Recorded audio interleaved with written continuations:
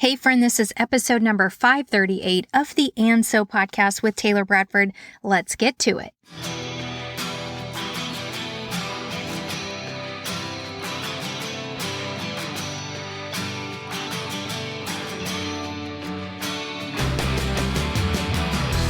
Boss Girl Creative presents And So with Taylor Bradford, business and life musings from a successful serial entrepreneur. Each week, you will hear Taylor spill the tea on all things business, life, relationships, health, and everything in between. But don't worry, each week also includes a business nugget that will help you stay on course. And now a throwback to 3-year-old Taylor who inspired all of this.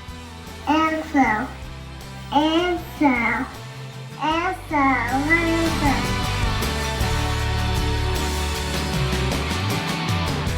This might sound weird, but I keep a stack of clarity questions next to me on my desk.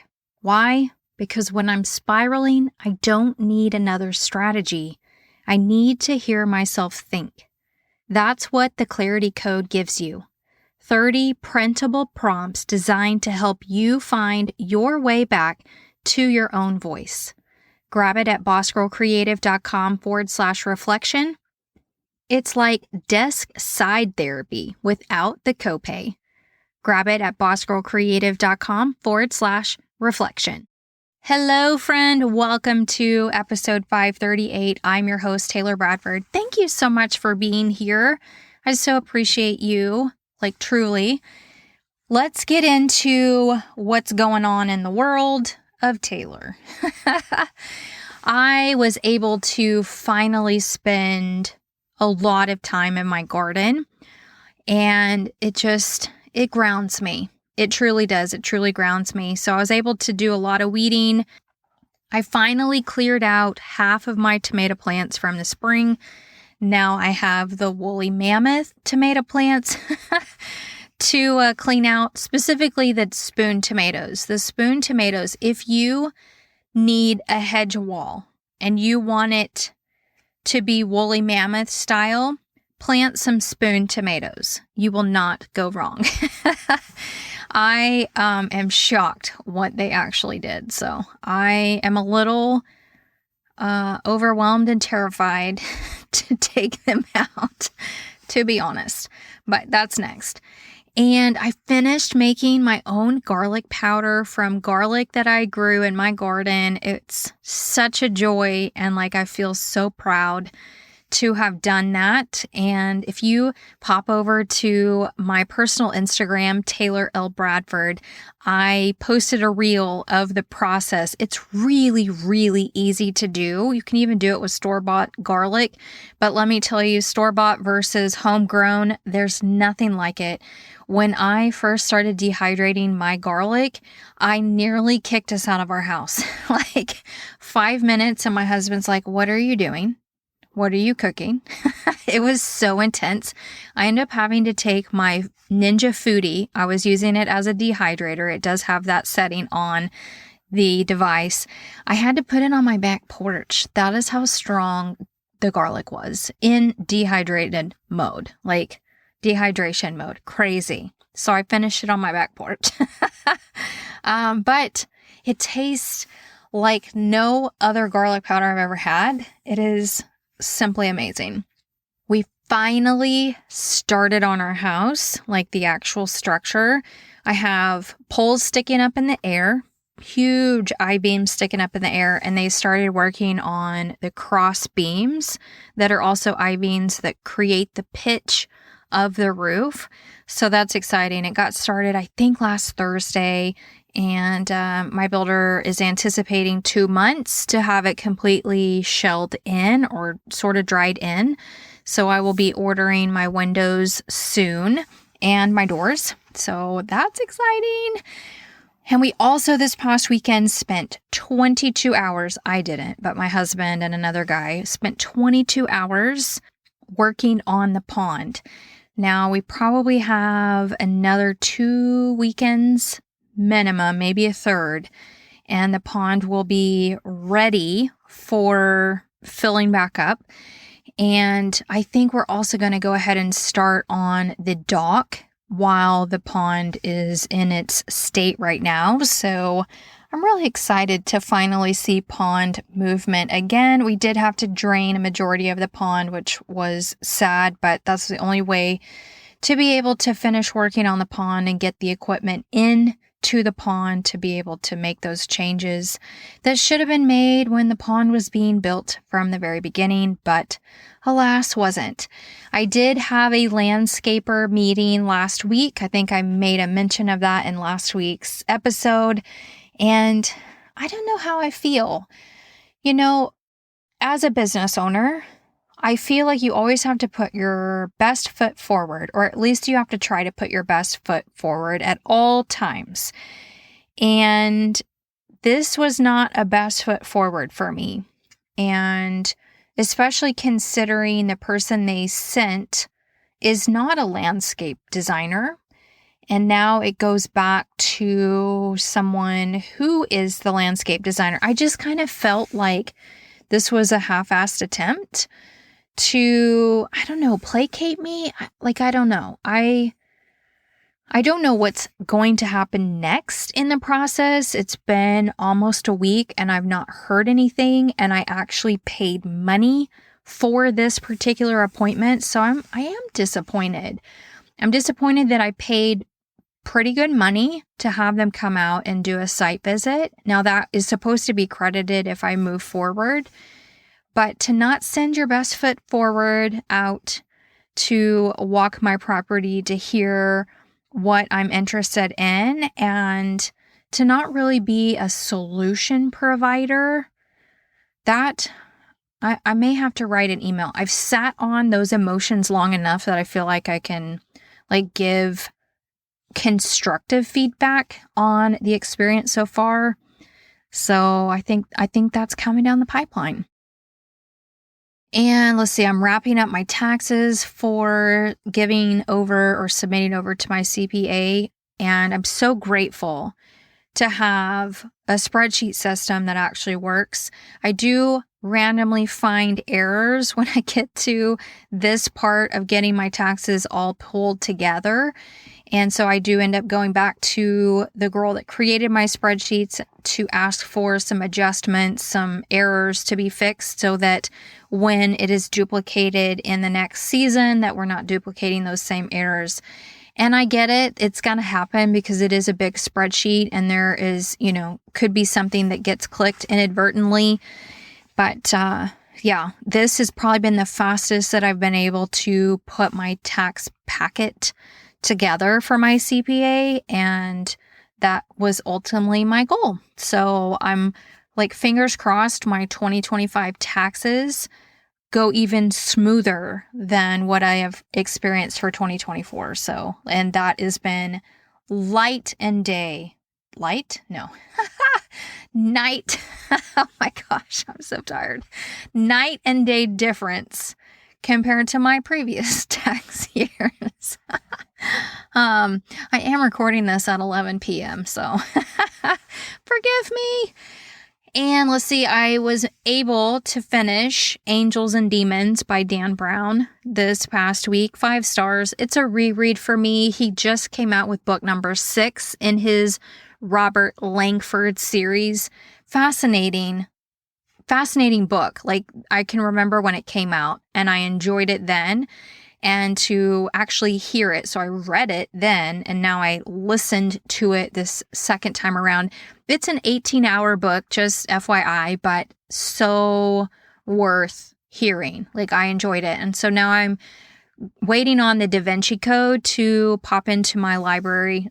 I'm on hold, or I'm in the queue. I'm waiting to receive the book. And then I think the third one, oh my goodness, I cannot remember the name of book 3 in that series, but I have only read book 1 and book 2. I never got a chance to read book 3. Oh, The Lost Symbol. So book 3, I will be enjoying that, or hopefully enjoying that. And then I never even attempted to pick up book 4 or 5. And now we're at book 6. So, yep, that is going to be one of my late fall or early fall. Hello, it's just not fall. Early fall into winter projects to read through that series. And I just love it. It's really great writing, really great writing. So I am officially 72 of 75 books in my reading challenge for 2025. I'm 17 books ahead of schedule. I've never been this far ahead of schedule. I want to thank audiobooks for that. And if you didn't know, this was shocking for me to see, there's 93, well, when you listen to this, probably 92 days left in 2025. If that like brings you joy or fear or, oh my gosh, really? Feelings? Yeah, me too. Me too. All right, it's a perfect segue into search bar confessions. So this is what I Googled since I last chatted with you. Growing pinto beans in Texas. Yep, I am going to attempt that next spring. And the company I bought them from was actually out of Weatherford, Texas, which is not all that far from me. And there were no growing notes. So I had to go to Google, growing pinto beans in Texas. And then I searched easy lunch ideas because making a quick sandwich is getting boring. So I Googled quick lunch ideas. And then I also Googled because I got hit with the ad, because that's what happens nowadays when you start asking for something or having a conversation with somebody. I finally got served the ad that I've been waiting to be served. I saw it once and didn't screenshot it or like save it or archive it or what have you. And I saw it again. So I screenshot it this time and then I went to Google. Nature's Sunshine is the brand and it's lymphatic drainage because I am on this cortisol kick. I don't know if my cortisol levels are high. I feel really puffy, both. Most days. And, I went to Google to diagnose myself. I do need to go get labs drawn and to figure that out. But yep, Nature's Sunshine, lymphatic drainage. I got served up an Instagram ad. I was actually really hunting for that because I'd seen it once before. And then I was like, well, crap. I don't remember the name of that. I also Googled eggplant parmesan recipe because I harvested another eggplant out of my garden and it was a good size. So I made eggplant parm and the recipe was so-so. So I will be looking for another one. I loved the sauce, the jar of sauce that I bought at the store. I loved it. It was delicious. I did not have any problems with it. And sometimes I do with tomato-based recipes, and I didn't, so that was great. And but not really a fan of the breading that was on the eggplant. And then I put way too much mozzarella on top, way too much. So it was disproportionate. I also Googled fall garden wish list just to see what people might be wishing for in their fall garden. I realize that is probably more of a southern Google search, but who knows? I also looked up best spice grinders because let me tell you, when I was actually working through getting my garlic that was fully dehydrated back through the little food processor I was using, it would not fully process that garlic. So I was like, well, I've seen people talk about using spice grinders or coffee grinders to do that with their spices. And so I Googled best spice grinders, but I really didn't want to spend a ton of money on a spice grinder because if this is a once a year kind of a thing. So I knew I was going to be popping over to Walmart to pick up a prescription, and I walked down that aisle and bought me a $15 spice grinder that did the dang job. So mainstays, Walmart brand for the win. I also Googled, are silica gel packets toxic? Because here's the thing when you start making your own spices, if your humidity levels are not well controlled in your home or environment, you could get clumping of your spices. Like if you look at regular Morton salt, look at the ingredients on the back, it will say anti-clumping something. And that is a chemical that they put into your salt so that it stays salty. The granules of salt don't clump, even though sometimes they still do. And so I was like, okay, well, I think the solution is some kind of a silica gel packet, but I'm an organic gardener. Am I about to put a chemical into my spices? And the answer is no. It's not toxic. So I will be ordering those from Amazon. And so that I will not have clumpy garlic. My next endeavor is to dehydrate my cayenne peppers appropriately. They've been drying, but I need to make sure they are fully dehydrated so that I can whip them up in that spice grinder for my own red pepper flakes. So I Googled how to dehydrate them. And then I saw in my Facebook news feed randomly, and you don't really want to trust all the things you see in your Facebook news feed because most of it's clickbait. But I saw that Nicole Kidman and Keith Urban are splitting after 19 years, and that just really hurt my heart. So I had to go Google to see if that was legit. And unfortunately, it is. So, sorry to bring that to the forefront. If you didn't know that, we can commiserate together. I was really kind of sad. That ends this week's Search Bar Confessions. All right, let's talk about the business nugget. I want to give you oh my gosh, this is how tired I am. I want to give you an update, not an up-to-date, an update on my last week's episode, which I hope you listened to, the rule of 5 ones. You can listen to this one. I'm not going to ruin it for you. And then you need to go listen to last week's episode 537, to hear all about the rule of 5 ones. I promise you it will be a really good listen. So I'm going to give you an update because I am now working. Well, actually, after I finish my taxes, I started working. I have 4 Boss Girls course. I have first module scripted. What? Yep, I do. And then I'm also simultaneously toggling back and forth to work on the House of Sugar Creek's course. Now, last week, or what prompted last week's episode, is my rabbit hole of Maria Wentz programming. And I took, I think it was the passive income course, viral passive income course. Forgive me for not knowing the actual name of the course right now, but that is the one I was going through. And I have a lot of her courses, but that was the one I was going through after being prompted by the girl who is renting rooms to veterans. That whole snowball, go back and listen to 537 to hear where all this came from. All I could think about for the House of Sugar Creek while I was going through that programming was garden pests. Garden pests. That is literally what was going in my brain, how to stop garden pests. And so, of course, in order to figure out my course for the House of Sugar Creek, what is the thing I'm going to be selling? What is going to be my focal point, the 5 ones?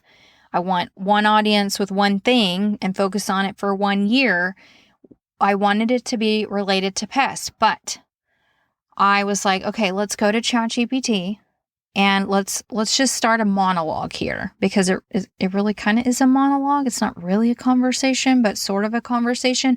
Anyways, I took a prompt from Maria Wentz, ChatGPT prompts. I don't remember if this is a paid thing or something she offers for free, but I used this prompt and then I just went down this rabbit hole, and I'm going to walk you through this rabbit hole so you understand kind of why I was prompting, what I was thinking, because I'm actually responding what I'm thinking back to chat. And then this back and forth between me and chat to get me to the pests, because that's really when I was going through that course, I was this has to be about pests. I'm going to use my soapbox to talk about garden pests. So here is the prompt, the very first prompt that I gave chat. Combine features from 2 popular digital products in gardening to make something new. Explain how this hybrid product would work and why it would be popular. So it gave me these 2 things: garden planner apps and digital plant journals /trackers. And then it gave me like what I asked for. It gave me why that would be a cool thing to do. And this was my response back. How cool would that app be? Because basically that's what it was telling me I should do, is create an app. And I've tried creating an app before, and I spent a crap ton of money doing so under a completely different brand. And I don't have the fortitude right now, nor the pockets to just fling money at the wall. So I said, how cool would that app be? I just don't have the capacity. Let's pause on moving forward on this for now and explore this next. My entire goal is some kind of gardening course focused on solving one problem for gardeners, aimed at newbie gardeners or under 2 years of experience. List 5 new digital product ideas that blend 2 hot trends in gardening. Explain how each one could be a hit.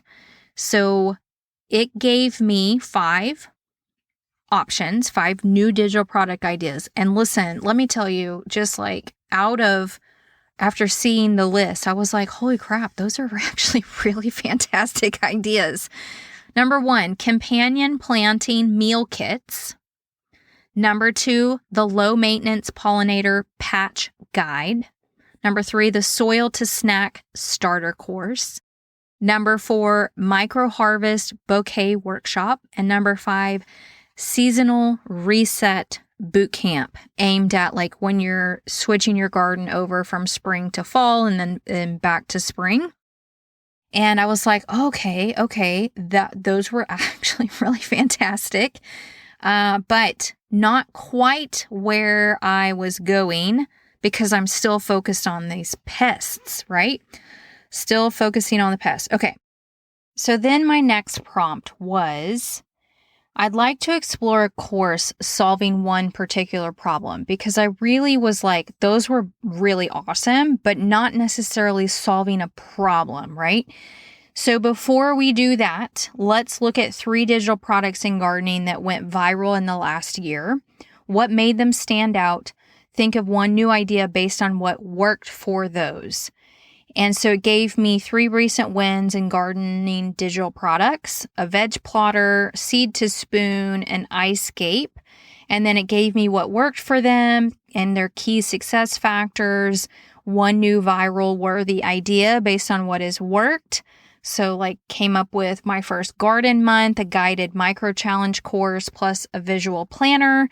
And then I was like, that's really not where I want to go based on what it was giving me. So I was like, pause on that.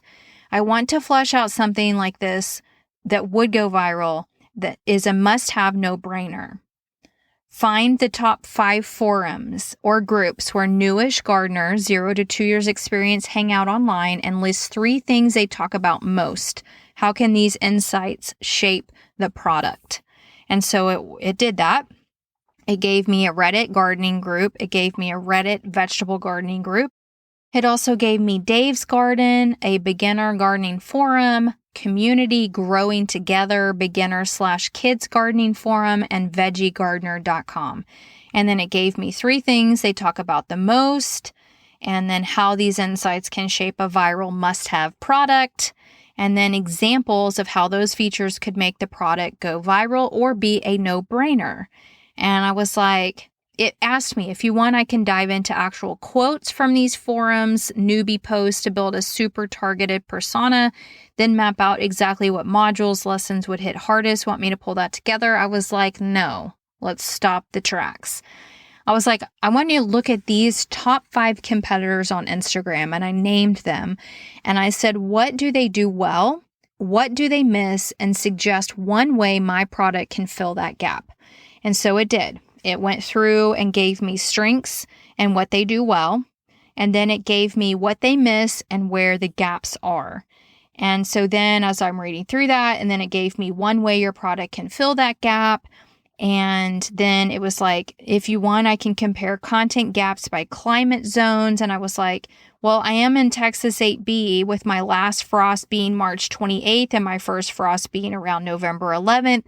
So then it kind of gave me some more like tailored information, like content gaps for Texas zone 8B versus what big accounts offer. So it gave me those things and how I could fill that in. And I was like, and then it asked, do you want this Texas 8B course to be hyper localized, or do you want to build it as a framework course? And I was like, well, hyper local is too niched. I need something like a pests course. I'm going back to those pests. A pest course or a companion planting course, something super specific, but not necessarily limited to my own growing area. Let's keep thinking. Find the top 3 keywords related to gardening. How many people search for them each month? What does this tell you about demand? So it did its search and it told me gardening was a keyword, seeds was a keyword, pest control was a keyword. And then it was like volumes are approximate, it's got to put the little fine print. And then what this tells us about demand, it gave me that information, implications for your product strategy. And then it says, if you want, I can pull up keyword volumes for phrases more specifically tied to pests or companion planting. Do you want me to do that? And I was like, yes, I do like the idea of companion planting and pest prevention, because while I do garden organically and treat pests organically, I also intentionally grow companion plants to encourage the good guys to come in and discourage the bad guys. So it was like, cool. I poked around and pulled what I could find. Though note, precise, up-to-date keyword volume for very specific gardening phrases tends to be somewhat proprietary behind paywalls. And I was like, whoa, okay. Still, there's enough to see good demand and find promising niches. Here are a few companion planting plus pest prevention adjacent keywords, what their search volume suggests, and what that means for your course. And so then it gave me information. It gave me what the demand looks like and what this tells us. It gives me implication, course niche based on what's working. And then it was like, if you like, I can pull exact US regional search volumes. And I was like, oh, and then it says, do you want me to do that? And I said, yes. I'm like this. I'm like, whoa. I want to be bold in the name, like, stop these garden pests organically, or something that tells you exactly what it's about, etc. Like 7 words or less. But yes, please pull more data just for me to see it. And he was like, hey, I'm calling it a he, it's an it. Hey, I did some digging. The super specific numbers for companion planting plus pest prevention are harder to pull up because, paywalls. But I found enough to see strong signals and some feasible name ideas. I'll share what I found. So it gave me what the data shows, and then it gave me what this suggests for your course and naming your course. And then it gave me bold name suggestions, 7 words or less. And then it was like, if you like, I can run the exact keyword volumes specific to Texas. Here you go. And I was like, no, I want one of these. And so I chose out of its list, Garden Defender Organic Pest Prevention Bootcamp, or simply Garden Defender Organic Pest Prevention. So then it was like, okay, here's a quick take on each of those. And so we dive into that, and then what its recommendation is, and then some ideas. And I was like, okay, hold up. We got to get back to the 5 1s, right? That is the whole goal of going through all of this. So I was like, my focus is this: 1 target market, 1 problem, 1 offer, 1 system, 1 year in order to hit 1 million in gross revenue. So the course is the funnel. And then there are upsells, downsells, order bumps, etc. So the course would be $97. I'm laying out this framework to chat. But with the upsells and downsells and order bumps, the goal is to get an average order of $400. So knowing that, and knowing there could be companion things sold as upsells, downsells, and order bumps, what would you recommend for naming? Again, 7 words or less. And it was like, got it. Thank you for laying out your 11111 framework. Since your $97 course is the front end funnel driver, the no-brainer buy, the name needs to be bold and clear, evergreen, and expandable.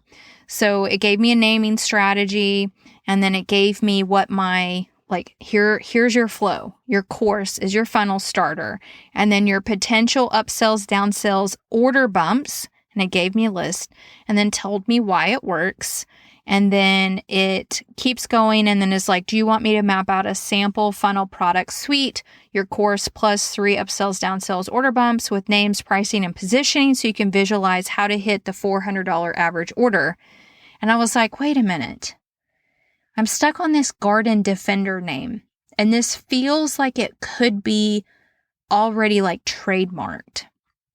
So that was what I kind of asked next. Is anyone using Garden Defender in their marketing?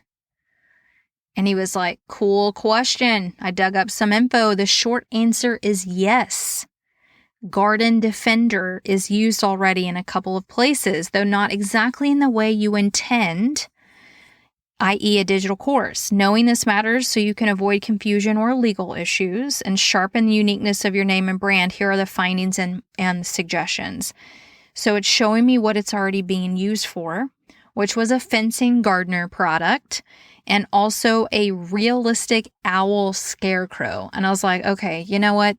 Nope, I'm not going to go down any legal battles right out of the gate. So I was like, okay, put on the brakes. So then I was like, I have a brand that is sitting and collecting a lot of dust. It used to be called Ivory and Ink. It was a wedding business brand. And that is the money I threw at the wall to create an app. And I ended up in a lawsuit over it because of the people actually building the app. Anyways, long story. We settled and that didn't go anywhere. And then the partnership I had fell apart and I took ownership of the name and then I changed it to Isleology, which I think is a fabulous name for a wedding brand, a wedding education platform. And then I was like, well, why not just use ology, like Gardenology? So I said, is Gardenology spelled both ways, G-Y or G-I-E, used anywhere? That could tie more towards education or academy for future items, etc. And yes, as I feared, both are trademarked, so we will not be going down that road. And yeah, we're not taking those risks. So I was like, no. Let's get back to Garden Defender, but maybe think of something different.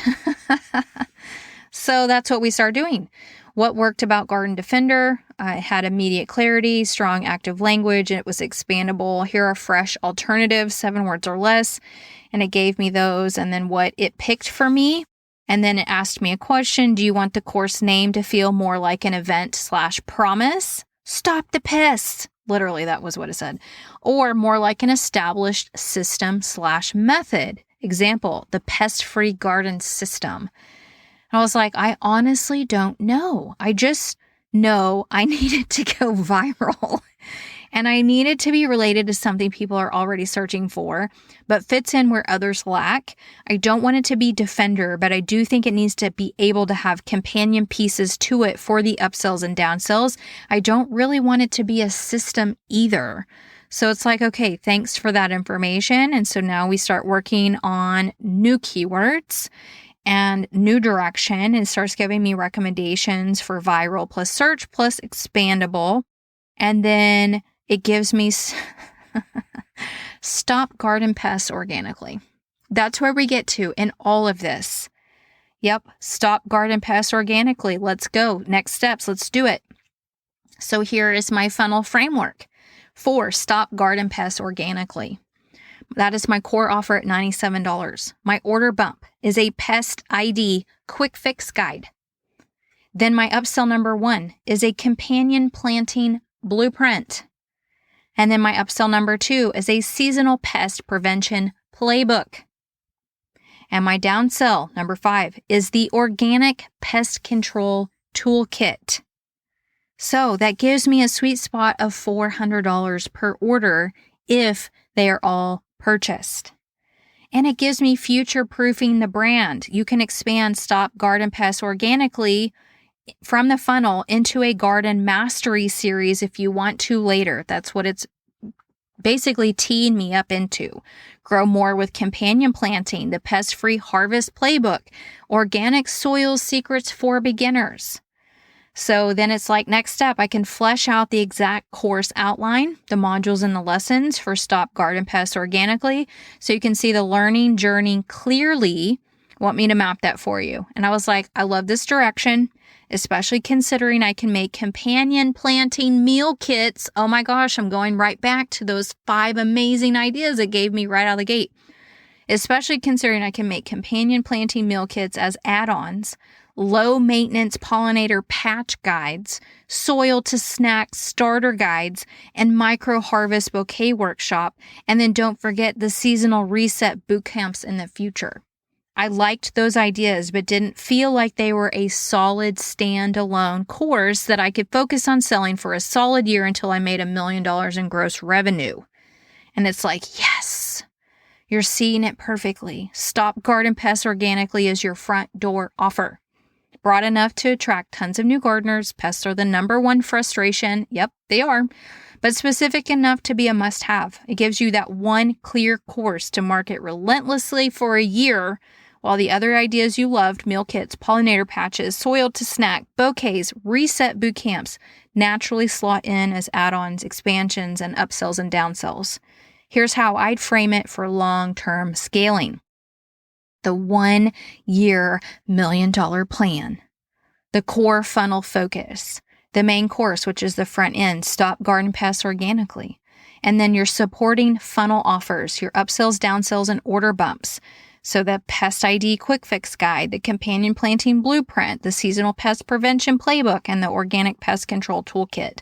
And then the expansion path, future add-ons after year 1, which it gave me back to those 5 ideas I really loved right out of the gate, but didn't feel like I could actually create a course behind them and like feel like that was like I gotta have this. I gotta know how this works. And yeah, so that's why I was like, oh, we got to come up with something else. So that is how I got to the pests course, all of that. And that is what is magical about ChatGPT. It can be so frustrating because it can blip out on you and you're like, where did that come from? But if you can get past that, you can have a very like real workshop experience getting to what you need to do next with product creation, brainstorming a new offer, like having it go out and do keyword research for you. I don't even know if it brought this up at one point. Do you want me to get behind a paywall? And I was like, I don't know how you're going to do that because you can't actually, like if I go pay for the thing, you're not going to be able to actually log in. And it suggested that it could, but I know from my own experiences using it using it with Canva, for example, it cannot get into my Canva. So I already knew it didn't have that capacity, even though it said it could. So you do have to know the limitations of chat. Maybe in the future it can be like, that would actually kind of be scary, but yeah. So that is where I am on the course for the House of Sugar Creek. And I want you like that. I sat there and worked on that for like maybe 30 minutes and look how far it got me. Now I haven't started scripting. Did we start on that? Nope, we didn't. The next step for me would be to like look through the modules, figure out what my modules are going to be, and then start story scripting the actual modules. The goal with the course is 10 to 12 videos that are 5 to 8 minutes in length. Now I have already finished Module 1 in a full script. I have actually timed myself multiple times to make sure that I'm in the sweet spot of that 5 to 8 minutes per module, and I am. And because I talk behind a microphone every single week, I know how I am going to say it, and so that I set it and timed myself to make sure I was in that sweet spot. And it took me a bit. I kept saying, hey, let's add this story. And I gave him the story and then we added that into the script. So yeah, it is powerful. It is powerful. So I'm just going to keep randomly updating you through the podcast on my 5 ones challenge journey experiment, because you guys know that is what I'm here to do. I'm here to encourage you to try the things that I find that work, to spark creativity in your own business journeys, to spark ideas or interest or what have you. And I hope that I do that in some facet every single week. Thank you so much for tuning into this workshop. That was the business nugget.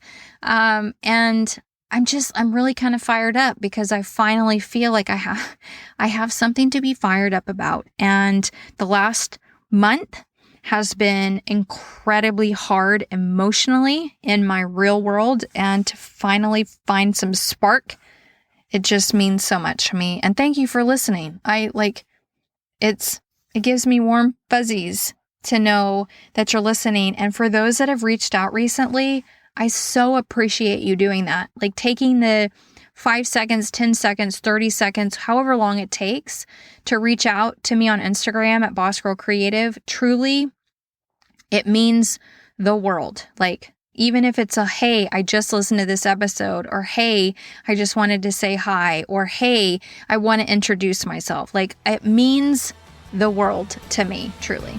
So thank you for listening. I appreciate you more than you can know. And until next time, I hope you have a great rest of your week.